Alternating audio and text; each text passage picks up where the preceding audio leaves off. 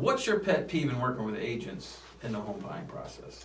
What Gets me on the you spot more for that, huh? twisted than anything in a deal with an agent that they do or don't do well? It's important. Yeah, for me, see, I always put my client first. I mean, that's what it's about. We provide a service for our clients. Right. And customer service. It is. Client service. I mean, right. There's a lot that we do that doesn't get appreciated, but I'm not here to gripe about that. There are going to be so many things that go on behind the scenes that the client has no idea about because we're making things work. We're getting things done. When you have a good agent like James, we are working together to figure things out. How can we move past? How can we get you to the closing table?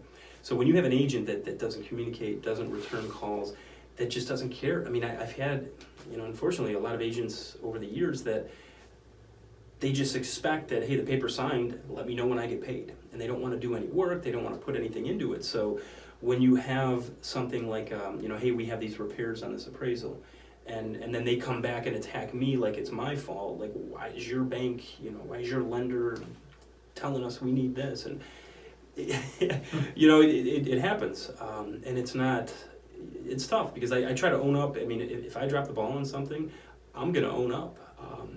If it's somebody else that dropped the ball, sometimes I just jump on the grenade, because it's not worth the fight or the burden. Right, to the client. communication is key. If we played the finger pointing game all day, nothing would get done. Exactly. We'd be sitting around wondering about who done it instead of, well, this is what's going on.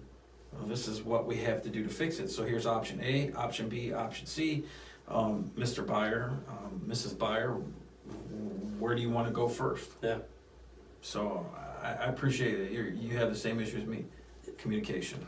Yeah, I mean, at the end of the day, it's your process as the client.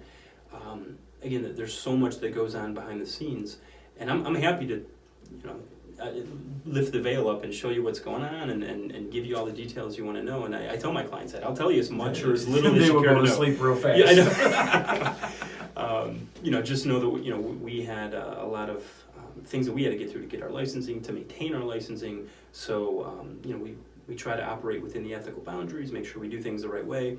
And there are times that unfortunately we can't get deals done. And that's the worst thing, is having to deliver news to somebody that, hey, we told you we can get this house, but we can't. So try to do everything I possibly can up front to avoid that from happening. But there are times where things go sideways along the way.